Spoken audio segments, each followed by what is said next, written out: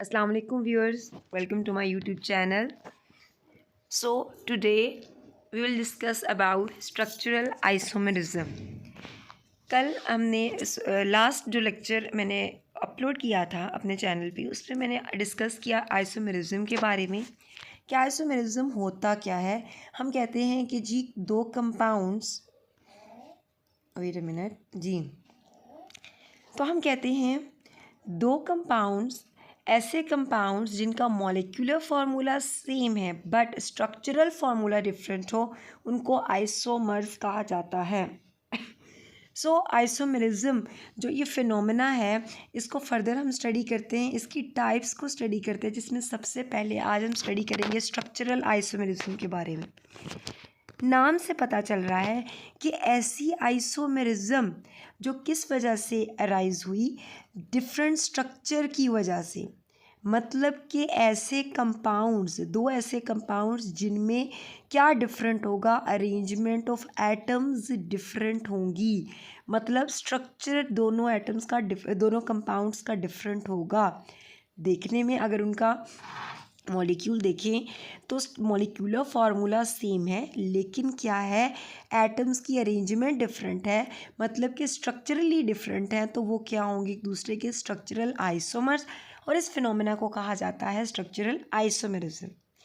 अब structural isomerism की अगर हम टाइप्स देखें तो सबसे पहले है जी chain isomerism, then is position isomerism, functional group isomerism, metamerism and tautomerism.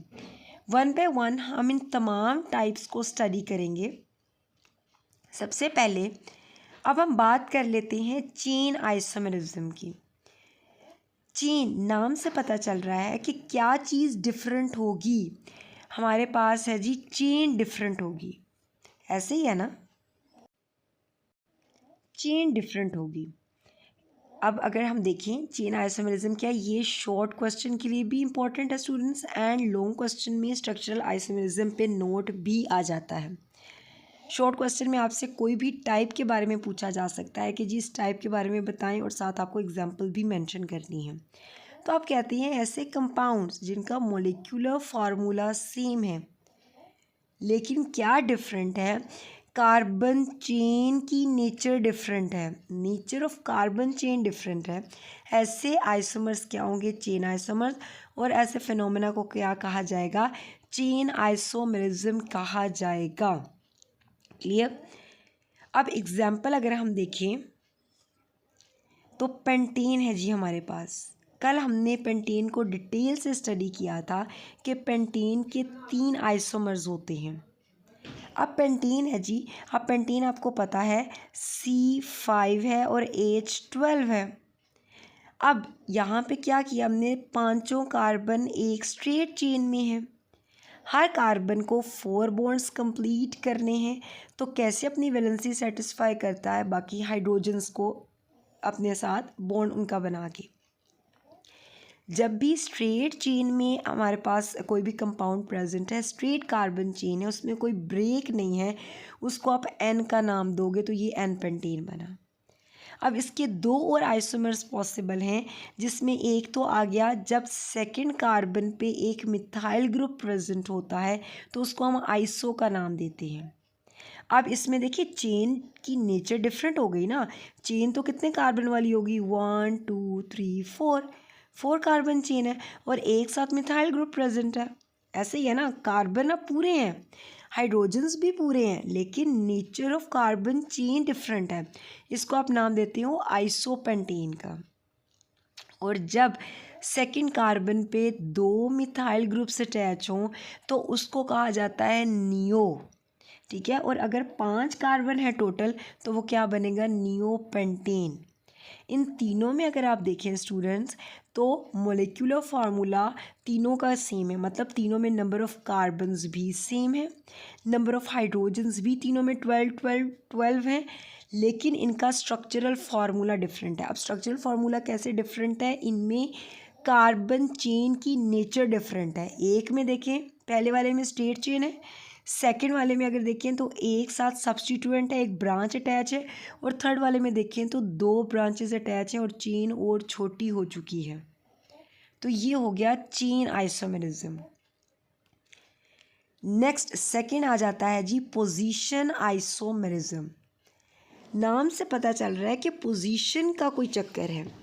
हम कहते हैं कि ऐसे कंपाउंड्स, मॉलिक्यूलर फार्मूला तो सेम होगा लेकिन क्या डिफरेंट है, फंक्शनल ग्रुप की पोजीशन डिफरेंट है। कार्बन चेन पे फंक्शनल ग्रुप की पोजीशन डिफरेंट है। अब जहन में रखिएगा, अक्सर आप इसमें कंफ्यूज हो जाते हैं। आप इसको आगे हम फंक्शनल ग्रुप पढ़ेंगे आइसोमेरिज्म, उसके साथ मिक्स कर देते हैं। नहीं, पोजीशन का मतलब है कि सिर्फ पोजीशन में चेंज आएगा और कोई चेंज किसकी पोजीशन में चेंज आ रहा है, फंक्शनल ग्रुप की। इसमें जहन में रखिएगा कि फंक्शनल ग्रुप हमारे पास सेम रहेगा दोनों कंपाउंड्स में, सिर्फ उसकी पोजीशन डिफरेंट होगी। तो ऐसे आइसोमर्स को कहते हैं पोजीशन आइसोमर्स और फिनोमेना को कहा जाता है पोजीशनल आइसोमेरिज्म। यहाँ पे अगर देखी जाए एग्जाम्पल, तो फर्स्ट हमारे पास आ जाती है क्लोरोप्रोपेन। ठीक है, अब क्लोरोप्रोपेन की अगर हम बात करें स्टूडेंट्स, तो यहाँ पे देखें क्लोरोप्रोपेन है जी। क्लोरोप्रोपेन में फंक्शनल ग्रुप क्या है, क्लोरीन ग्रुप। प्रोपेन है मतलब 1 2 3 कार्बन है। यहाँ पे भी क्या है, 1 2 3 कार्बन है। लेकिन फर्स्ट में अगर पहला कंपाउंड देखें तो क्लोरीन है कार्बन नंबर 1 पे, सेकंड कंपाउंड देखें तो क्लोरीन है कार्बन नंबर 2 पे। ठीक है, ऐसे ही है ना, 2 पे है। तो किसकी पोजीशन डिफरेंट हुई, फंक्शनल ग्रुप की पोजीशन कार्बन चेन पे डिफरेंट है। कार्बन चेन देखिए तो वही 3 कार्बन चेन है, 3 कार्बन की चेन है, लेकिन फंक्शनल ग्रुप की पोजीशन डिफरेंट है। तो इसलिए ये क्या बन जाएगा, इन दोनों कंपाउंड्स को आप कहेंगे कि ये क्या है, ये पोजीशनल आइसोमर्स हैं। राइट। इसी तरह आप एग्जाम्पल देखते हैं जी, यहाँ पे सेकेंड एग्जाम्पल है ब्यूटीन की। अब यहाँ पे देखिए 4 कार्बन है, 1 2 3 4। इधर भी देखिए 1 2 3 4, दोनों में कार्बन सेम है। 2 3 4 5 6 7 8, 3 4 5 6 7 8, 4 कार्बन्स हैं, 8 हाइड्रोजन्स हैं, दोनों का मॉलिक्यूलर फार्मूला सेम है। स्ट्रक्चरल फार्मूला कैसे डिफरेंट है, तो आपको पता है जी कि ब्यूटीन में क्या होता है, एक डबल बॉन्ड प्रेजेंट है। पहले कंपाउंड में देखें तो कार्बन 1 पे है डबल बॉन्ड, सेकंड कंपाउंड में देखें तो कार्बन 2 पे डबल बॉन्ड प्रेजेंट है। तो डबल बॉन्ड यहाँ पे क्या है, एज अ फंक्शनल ग्रुप। तो सेकंड अगर आप एग्जांपल देखें तो फंक्शनल ग्रुप मतलब डबल बॉन्ड की पोजीशन दोनों कंपाउंड्स में डिफरेंट है, लेकिन दोनों का मॉलिक्यूलर फार्मूला सेम है। तो ये दोनों क्या होंगे, पोजीशनल आइसोमर्स होंगे और इस फिनोमेना को कहा जाता है पोजीशनल आइसोमेरिज्म। सो पहली हमने टाइप पढ़ी chain isomerism, second is position isomerism. अब थर्ड हम बात कर लेते हैं functional group isomerism. Functional group, अब देखिए पहले हमने चेन की जब बात की तो मैंने कहा कार्बन चेन की नेचर डिफरेंट है। सेकंड पोजीशन की बात की तो मतलब फंक्शनल ग्रुप की पोजीशन डिफरेंट है। थर्ड है जी फंक्शनल ग्रुप आइसोमेरिज्म। इसका मतलब ये हुआ कि फंक्शनल ग्रुप ही डिफरेंट है। अब अक्सर क्या करते हैं स्टूडेंट्स, फंक्शनल ग्रुप में और पोजीशनल आइसोमेरिज्म कंफ्यूज हो जाते हैं। कैसे कंफ्यूज हो जाते हैं कि जी उन्हें लगता है कि फंक्शनल ग्रुप आइसोमेरिज्म या पोजीशन आइसोमेरिज्म पूछा जाता है तो वो लिख देते हैं जी फंक्शनल ग्रुप डिफरेंट है। नो, पोजीशन का मतलब है पोजीशन डिफरेंट है फंक्शनल ग्रुप की, एंड फंक्शनल ग्रुप आइसोमेरिज्म का मतलब है कि फंक्शनल ग्रुप ही डिफरेंट है। सो स्टूडेंट्स, ऐसे कंपाउंड्स जिनका मॉलिक्यूलर फार्मूला सेम हो बट फंक्शनल ग्रुप डिफरेंट हो तो उनको हम कहेंगे functional group isomers, and phenomena को कहा जाता है फंक्शनल ग्रुप आइसोमेरिज्म। एग्जांपल देख लेते हैं। यहाँ पे हमारे पास एक कंपाउंड है जिसका मॉलिक्यूलर फार्मूला है C2H6O। ठीक है, अब C2H6O मतलब कि एक ऑक्सीजन है, 6 हाइड्रोजन्स और 2 कार्बन्स हैं। अब इसके 2 फंक्शनल ग्रुप आइसोमर्स हैं। अब पहला हमारे पास है जी CH3CH2OH, जिसे क्या कहते हैं हम, CH3CH2OH ऐसे भी अक्सर लिखते हैं ना। इसको क्या कहा जाता है, इसको कहा जाता है एथेनॉल। एंड सेकेंड अगर हम देखें इसका सेकेंड आइसोमर क्या बनेगा, तो यहाँ पे भी देखिए 2 कार्बन्स हैं, हाइड्रोजन्स कितनी हैं, 1 2 3 1 2 3, दोनों कार्बन्स के साथ 3 3 हाइड्रोजन्स आ गए। अब ये दोनों कार्बन्स किसके साथ लिंक्ड हैं? ऑक्सीजन के साथ। तो कौन सा ये फंक्शनल ग्रुप हुआ? कार्बन, ऑक्सीजन एंड कार्बन, इसको कहा जाता है ईथर ग्रुप। ठीक है, तो ये क्या बना? पहला फंक्शनल ग्रुप हमारे पास, ये सेकंड है जी ईथर फंक्शनल ग्रुप, एंड यहाँ पे हमारे पास कौन सा फंक्शनल ग्रुप है? अल्कोहल। तो दोनों कंपाउंड्स में देखें तो फंक्शनल ग्रुप डिफरेंट है। फर्स्ट केस में देखिए तो कार्बन के साथ जब भी अल्काइल ग्रुप के साथ OH हाइड्रोक्सल होगा तो इसको कहेंगे अल्कोहल, अल्कोहलिक फंक्शनैलिटी प्रेजेंट है। और अगर दोनों अल्काइल्स के दरमियान में ऑक्सीजन प्रेजेंट हो तो इसको कहेंगे ईथर फंक्शनैलिटी प्रेजेंट है। तो यहाँ पे अगर हम देखें तो दोनों केसेस में मॉलिक्यूलर फार्मूला तो सेम है, बट दोनों में क्या डिफरेंट है? फंक्शनल ग्रुप डिफरेंट है। तो इस तरह ये क्या शो कर रहे हैं? ये फंक्शनल ग्रुप आइसोमेरिज्म शो कर रहे हैं। यहाँ पे अगर आप देखें तो नाम बताया गया यहाँ पे मिथॉक्सी मीथेन। तो बेसिकली CH3 तो मिथाइल है ना, और यहाँ पे अगर आप देखें अगेन सॉरी यहाँ पे मैं बताती हूँ आपको, CH3 को जब O के साथ आप पढ़ेंगे, वैसे तो ये मिथाइल होता है CH3, लेकिन जब O ऑक्सीजन को करेंगे साथ तो ये क्या बन जाएगा? मिथॉक्सी। और बाकी जो एक कार्बन है वो किस फॉर्म में मेंशन करेंगे? मीथेन की फॉर्म में। तो ये दोनों हो गए फंक्शनल ग्रुप आइसोमर्स। 3 टाइप्स हमने स्टडी कर ली। First one chain isomerism, second position ऐसे ही है, and third is functional group. Students हमारे पास 4 टाइप है। मेटामेरिज्म, मेटामेरिज्म आप किसे कहते हैं? आप कहते हैं कि 2 कंपाउंड्स हैं जिनमें मॉलिक्यूलर फार्मूला तो सेम है, but distribution of carbon atoms, किसकी डिस्ट्रीब्यूशन? अब ये ज़रा इम्पोर्टेंट है। एक तो ये शॉर्ट क्वेश्चन वाइज बहुत इंपॉर्टेंट है। सेकेंडली ये स्टूडेंट्स आप जब याद करने बैठते हैं तो आपको ये चीज़ कंफ्यूज करती है और आप बार बार मेंशन जब पेपर में कर रहे होते हैं डेफिनेशन तो आप इसमें मिस्टेक करते हैं। तो ज़रूर गौर से सुनिएगा जी। ऐसे कंपाउंड जिनका मॉलिक्यूलर फार्मूला तो सेम हो बट फंक्शनल ग्रुप के दोनों साइड्स पे कार्बन एटम की डिस्ट्रीब्यूशन क्या है? अनइक्वल है। ठीक है, फंक्शनल ग्रुप की दोनों साइड पे। इसका मतलब ये हुआ कि वही कंपाउंड्स मेटामेरिज्म शो करेंगे ना जिनमें फंक्शनल ग्रुप दरमियान में आ रहा है। अब फंक्शनल ग्रुप आपने बहुत सारे देखे हैं, जैसे कि कीटोन्स हैं, ठीक है, अल्कोहल है, एल्डिहाइड्स हैं, ये सारे, सॉरी एल्डिहाइड तो नहीं आप इसमें बता सकते, उसे नहीं मेंशन कर सकते, कीटोन्स को मेंशन कर सकते हैं, इसके अलावा अल्कोहल को मेंशन कर सकते हैं, ईथर को मेंशन कर सकते हैं। तो यहाँ पे पहली एग्जांपल देखिए, तो आपने कहा जी कीटोन्स हैं, हमारे पास पेंटानोन है, 5 कार्बन्स हैं, 10 हाइड्रोजन और 1 ऑक्सीजन है। आपको पता है कि कीटोन का जो फंक्शनल ग्रुप होता है वो क्या होता है?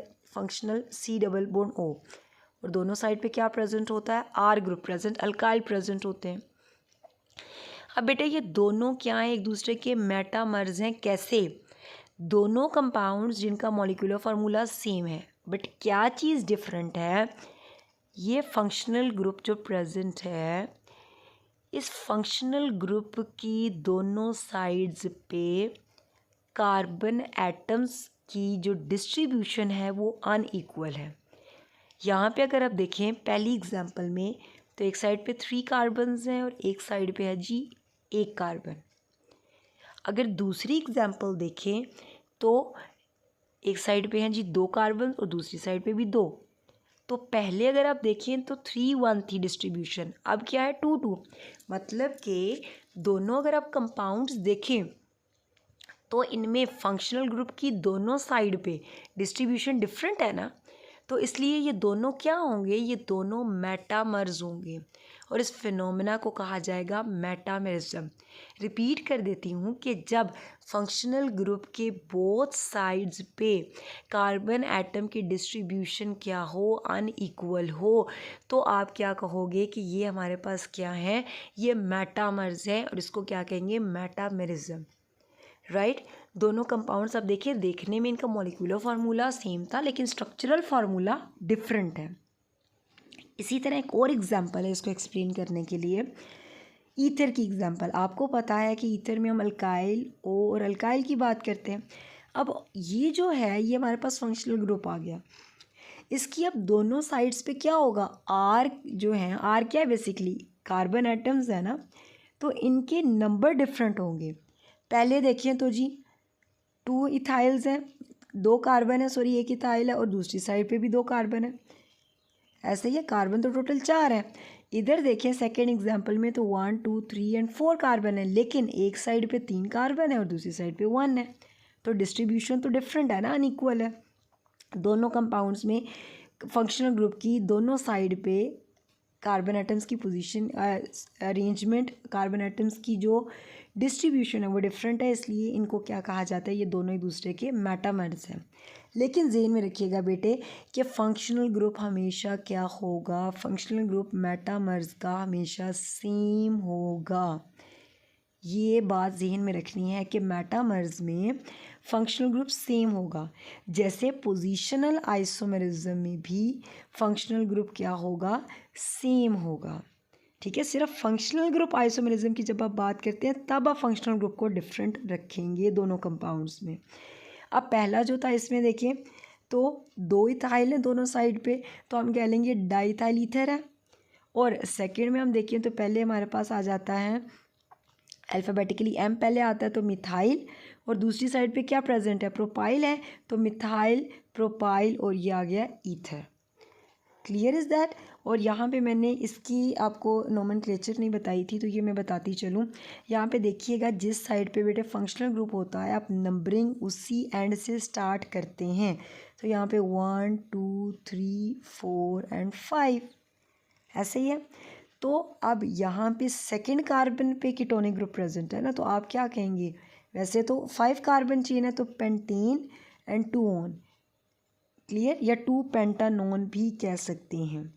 सेकेंड अगर आप देखें तो 1, अब दोनों 2 और इस साइड से तो थर्ड नंबर पे है, और दूसरी साइड से देखें तो 1 2 और यहाँ पे भी थर्ड, तो आप किसी भी साइड से नंबरिंग स्टार्ट कर सकते हैं। यहाँ पे आप देखें तो फंक्शनल ग्रुप किस पोजीशन पे है, थर्ड पे, तो आप कहेंगे पेंटेन 3 ऑन। वैसे तो अगर स्ट्रेट चेन होती तो आप इसको क्या नाम देते, पेंटेन का, लेकिन जब कीटोनिक ग्रुप प्रेजेंट है तो आप ई को रिमूव कर देते हैं और यहाँ पे क्या लगा देते हैं, ऑन। लेकिन इनके दरमियान जिस कार्बन पे फंक्शनल ग्रुप प्रेजेंट होता है वो पोजीशन भी मेंशन करते हैं। So this was all about metamerism. और लास्ट स्टूडेंट्स हमारी टाइप है जी tautomerism. Tautomerism is also very important short question, अक्सर पूछा जाता है टोटोमेरिज्म के बारे में। अब टोटोमेरिज्म बेटे क्या है, हम कहते हैं जी आइसोमर्स जिनमें मॉलिक्यूलर फार्मूला, हम कहते हैं जी आइसोमर्स, टोटोमेरिज्म की अगर हम बात करें तो आइसोमर्स जिनका मॉलिक्यूलर फार्मूला तो सेम है, ठीक है, लेकिन क्या चीज़ डिफरेंट है। अब क्योंकि सारे आइसोमर्स अगर हम देखें तो मॉलिक्यूलर फार्मूला तो सेम होता है, बट डिफरेंट क्या है टोटोमर्स में, इनमें position of hydrogen atom different है। ऐसे 2 आइसोमर्स जिनका मॉलिक्यूलर फार्मूला सेम हो but position of hydrogen atom, सिर्फ अब कार्बन की पोजीशन डिफरेंट नहीं होगी, सिर्फ हाइड्रोजन एटम की पोजीशन डिफरेंट हो, तो उसको आप क्या कहेंगे, टोटोमेरिज्म। मतलब कि शिफ्टिंग ऑफ प्रोटोन हो रही है, सिर्फ यहाँ पे क्या हो रहा है, शिफ्टिंग ऑफ प्रोटोन हो रही है, ठीक है। तो इसको आप क्या कहेंगे, इसको आप टोटोमर्स का नाम देंगे। फॉर एग्जांपल यहाँ पे देखा जाए तो पहली एग्जांपल है जी एसीटोन, ठीक है, 3 कार्बन्स हैं, सेकंड कार्बन पे है जी फंक्शनल ग्रुप प्रेजेंट। अब हुआ क्या, हुआ ये कि ये जो आपके पास CH3 का एक हाइड्रोजन है, ठीक है, ये यहाँ से शिफ्ट हुआ O पे, एंड ये डबल बॉन्ड शिफ्ट हो गया कार्बन कार्बन के दरमियान।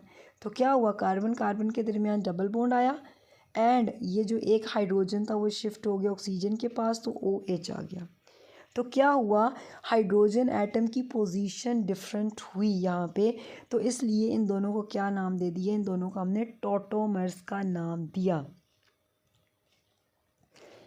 ये जो सेकेंड एग्जाम्पल मैं बताने जा रही हूँ student, it is very important. अक्सर पूछा जाता है, या तो पूछा जाता है कि टॉटोमरिज्म की डेफिनेशन, तो आप साथ एग्जांपल भी मेंशन करते हैं, या आपसे अलहदा से ज्विटर आइन के बारे में पूछा जाता है, इनके बारे में पूछा जाता है। तो यहाँ पे अगर आप देखें तो अमाइनो एसिड्स एग्जिस्ट करते हैं ज्विटर आयन की फॉर्म में। अमाइनो एसिड्स आपको पता है क्या होते हैं कि कार्बन है हमारे पास सेंटर में, एक साइड पे कार्बोक्सिलिक ग्रुप है, एक साइड पे अमाइनो ग्रुप है, एक हाइड्रोजन और एक अल्काइल ग्रुप प्रेजेंट है। होता क्या है कि जो कार्बोक्सिलिक ग्रुप है इसका हाइड्रोजन क्या होता है, एसिडिक होता है ना।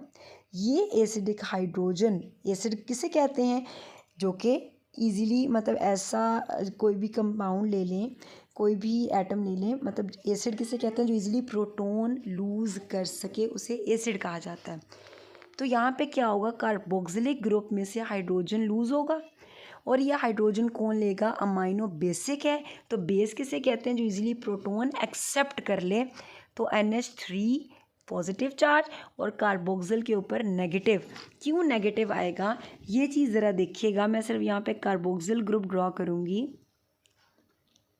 O ऐसे ही है ना, and double bond O and OH।